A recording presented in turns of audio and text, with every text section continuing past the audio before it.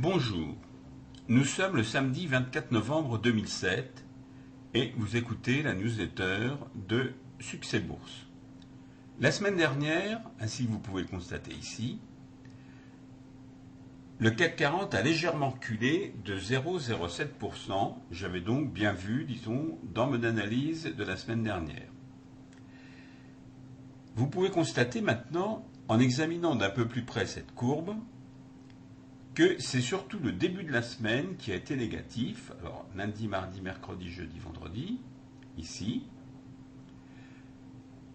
Puisque à partir de jeudi, au contraire, les cours du CAC 40 ont rebondi sur la borne inférieure de Bollinger et se sont orientés vers le haut, c'est-à-dire en direction de la moyenne mobile à 20 jours.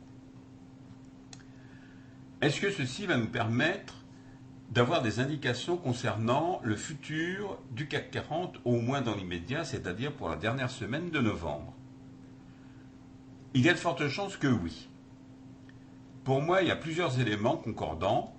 Bon, d'abord, il y a des éléments qui sont plutôt négatifs, c'est-à-dire cette courbe en rouge, n'est-ce pas, pointillée, c'est la fameuse courbe à 150 jours de Weinstein, et elle s'oriente nettement vers le bas, ce qui signifierait que le CAC 40, au moins au début de l'année 2008, a de fortes chances de baisser.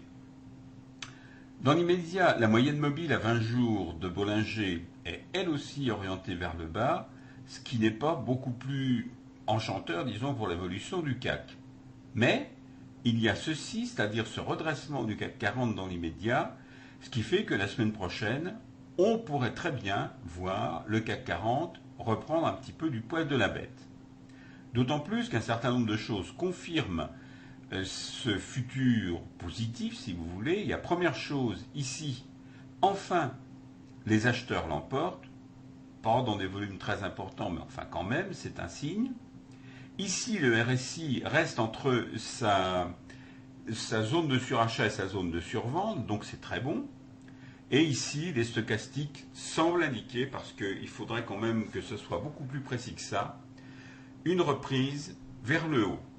Autrement dit, la semaine prochaine, la tendance devrait être à la hausse. Par ailleurs, vous savez probablement que l'or est remonté à 824,70 $ l'once en fin de séance hier, et il est toujours dans un mouvement ascendant. Pour les devises, ma foi, c'est encore aussi difficile. Il faut maintenant 1,4809 $ pour acheter 1 euro. C'est donc très pénible pour les entreprises, j'imagine, si vous êtes responsable d'une entreprise. Mais évidemment, si vous êtes un simple particulier, vous devez pouvoir vous régaler à l'idée de passer vos vacances de Noël aux États-Unis. C'est certain, à moindre frais. Sur ce, je vous souhaite de passer une excellente semaine boursière et je vous dis à la semaine prochaine.